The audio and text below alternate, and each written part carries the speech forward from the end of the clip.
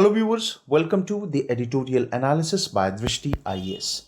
In this section, we regularly take editorials from various newspapers and news portals for a better understanding of various issues happening in India and around the globe.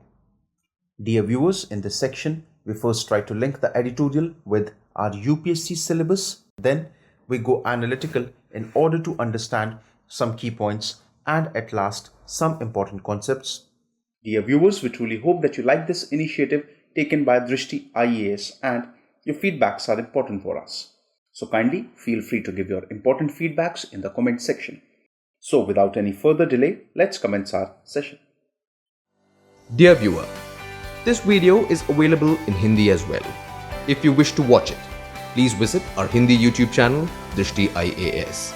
For your convenience, the link for this video in Hindi has been provided in the description below.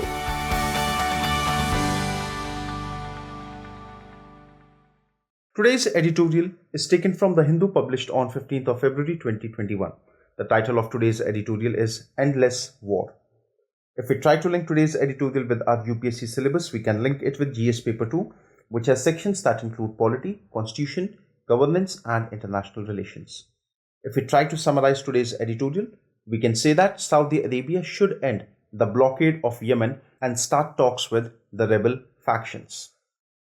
Some key points from today's editorial.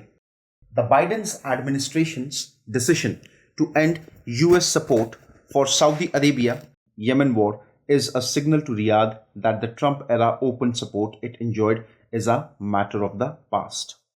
The United States offered support to Saudi Arabia's campaign against the Houthi rebels in Yemen when Barack Obama was the president. Now recently we all know that Joe Biden administration has decided to withdraw the US support from the Saudi Arabia's Yemen campaign. Now it can be seen as a clear signal to Riyadh that the kind of support, the kind of privileges it had during the Trump era are now completely over. However, it was not just the Trump era which actually started supporting Saudi Arabia. The support to Saudi Arabia in this issue of Yemen war, it started during Barack Obama's term. Now, Saudi Arabia is fighting a campaign against the Houthi rebels in Yemen. After Donald Trump became the president of the United States, he continued that policy, overlooking the disastrous effect of the war that had turned Yemen, one of the poorest Arab countries, into a humanitarian catastrophe. In the last hours, the Trump State Department designated the Rs who are backed by Iran as terrorist organization. Now we all know that after Barack Obama completed his term, Donald Trump became the president. Donald Trump also supported the policy and said that Saudi Arabia should actually support Yemen in this cause and fight against the Houthi rebel who are said to have support from Iran.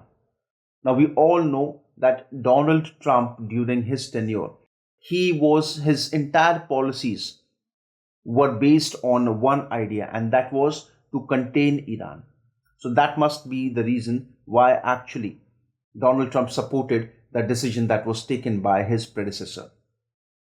Now, the biggest thing that both Barack Obama and Donald Trump they failed to acknowledge was that the situation in Yemen was absolutely very weak. If we look at the present scenario, we can completely say that Yemen right now has become an example of humanitarian catastrophe. The situation has turned very bad for Yemen. Now, before we move ahead, it is quite important for us to actually see where exactly Yemen is and what exactly is the entire issue. Now you can see that this is Yemen. Shares border with Oman and Saudi Arabia here. Now if we speak about the location, so Yemen is a country located at the southern end of the Arabian Peninsula. Its capital is Sana'a. It shares a boundary with Saudi Arabia in the north. It has the Red Sea on its west the Gulf of Aden on its south, and the Arabian Sea and Oman in the east. It is the member of United Nations Non-Aligned Movement, Arab League, and Organization of Islamic Cooperation. Yemen houses about 200 islands that include the largest island in the Middle East, Socotra. Quite important from prelims perspective, Socotra. Currently, Yemen is facing a crisis due to the ongoing civil war between two factions, the Yemeni government led by Abdurbuah Mansour Hadi and the Houthi armed movement and its allies. Now, what exactly is the reason of the war? Why this war is taking place? Now, Yemen, it was previously under the authoritarian regime of President Ali Abdullah Saleh. When in 2011, Arab Spring started, a series of protests and armed rebellions that spread across North Africa and the Middle East in the early 2010s, Yemen also underwent through a political transition. In 2011, President Saleh was forced to hand over the power to his deputy Abdurbuah Mansour Hadi. Now, President Hadi, during the initial stages of his regime, faced various problems, some very important problems. Number one, the biggest problem was of terrorism. Number two, separatist movement in South Yemen. The prevailing corruption in the country, again one of the biggest issues. The problem of unemployment, scarcity of food, and Saleh, who was the predecessor of Mansour Hadi, he enjoyed a tremendous amount of loyalty from the military. Now, President Hadi, he failed to solve these problems efficiently. The Houthi movement, officially called as Ansar Allah. Ansar Allah.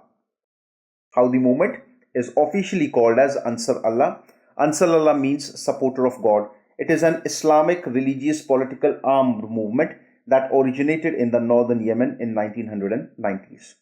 This movement, which champions Yemen's Zaidi, a Shia Muslim minority, took advantage of President Hadi's weakness and annexed northern Sada province and the neighboring regions in 2014. The Houthis further took control of Sana'a, the capital of Yemen.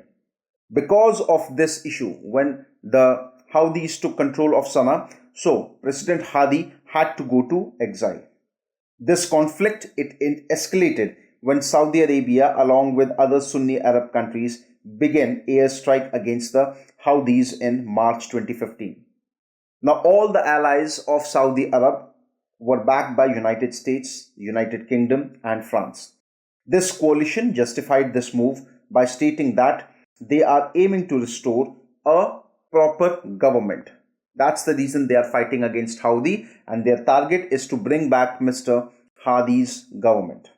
Now, again, there is a very big problem. We have to see who is the biggest confusion in this war is who is fighting against whom. So like I said, there are multiple sections who are involved in this war. Now, these sections can be categorized into two very important groups. Number one, the pro-government group. Number two is the anti-government group. The pro-government forces are headed by, we will refer them as PG. The pro-government forces are headed by President Hadi, while the anti-government forces are backed by Saleh, predecessor of Hadi. The Houthis, the anti-government force, is fighting a mix of Saudi and Emirates-backed government troop, Islamic State militants, and tribal fighters. So the Houthis, they have their own problems. Houthis, they have their clashes against, number one, mix of Saudi and UAE forces. Number two, they are also fighting against the ISIS. Number three, the tribal fighters who were present in that region. In 2015, the Houthis were forced out of majority of Yemen's southern provinces. The Hadi government accuses Iran of backing the Houthis by providing military and logistic support. However, Iran has continuously denied this allegation. Same was the allegation that was put by Donald Trump on Iran, that they are the ones who are supporting the Houthis or the rebellions. Now, what exactly is the reason why Saudi Arabia is involved? To Saudi Arabia, Houthis' success in the ongoing Yemen war would be a liability, because the Houthis are backed by its regional rival Iran. So we already know that Iran and Saudi Arabia, they have their own chunk of problems against each other. Saudi Arabia and United Arab Emirates have conducted an airstrike against the Houthis in the Yemen territory. Other Arab countries like Kuwait, Qatar, Bahrain, Sudan, Morocco, Egypt, Jordan have supported this move. The United States and United Kingdom have provided Saudi Arabia with military logistics and other kind of intelligence support. Now, the right groups have condemned the move, saying that the designation would complicate aid efforts as the Houthis control a sizable part of Yemen, including the capital. Even today, capital of Yemen, that is Sana'a, is under the control of the Houthis. Mr. Biden has now taken a different line, initiating steps to remove the Houthis from the terror list, among other actions. Now, one such initiative, number one, America has decided to withdraw its support to Saudi Arabia. Number two, initially the Houthis, they were placed under the terror list. Now Biden administration has decided to remove the Houthis from that particular terror list. Now here is a representation of what exactly is the present situation of Yemen. Now here we can see there are different colors marked here. Number one, this red region. Now it is the conflict zone. This is the place where exactly right now the conflict is going on. This light brown shaded color, it represents the area under the control of the Yemeni government. This blue colored region, complete blue colored region, it actually represents the Houthi forces. This purple color region, it shows UAE backed anti-Houthi forces opposed to the government. Green shows UAE backed Southern Transitional Council forces. So this is how exactly the situation of Yemen right now is. The present scenario. This is a part of his larger attempt to rewrite the United States West Asia policy, which under Mr. Trump was almost entirely focused on containing Iran. I told you in the very beginning of the video that Donald Trump's government, it can be said that it was completely focused towards containing Iran. So now the kind of West Asia policy which was pursued by Donald Trump, Mr. Biden has decided that there will be several changes in that. The administration's message seems to have reached Riyadh. Saudi Arabia ended a nearly 4-year-long blockade of Qatar, another American ally, after Mr. Biden was elected as the president. We all know that various countries such as United Arab Emirates, Saudi Arab, etc., they had actually done a complete blockade over Qatar. Now, Qatar is said to be a great ally of United States of America. So, it is quite clear that Riyadh is also recognizing the kind of priorities, the kind of benefits it had during Trump administration. It is definitely losing all those benefits.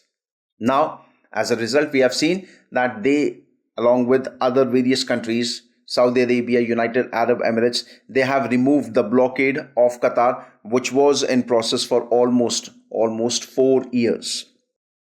It has also signaled that it would carry out domestic reforms, keeping human rights in focus. But it is yet to make any definite moves to wrap up the Yemen conflict. See, the biggest problem is, though the Biden administration has said that they are looking for a proper withdrawal, how exactly the war is to be ended, but nothing substantial, nothing solid has been decided yet. Yemen is a case study for a war that has gone wrong on all foot. Now see, if we look at the present situation of Yemen, that war can be said as something which is not beneficial at all for anyone, especially during COVID-19 outbreak. Now, there are various issues. Number one, there is a broken healthcare. Number two, no testing data is available, very least testing. In fact, Yemen is said to have one of the world's lowest testing rates. Then, migrants. The situation is worsened by migrants coming from the Horn of Africa region on their way to European countries through Yemen. Also, the local health workers, they consider all these migrants as the suspected carriers of the coronavirus.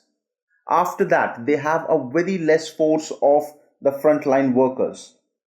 They don't have any substantial number.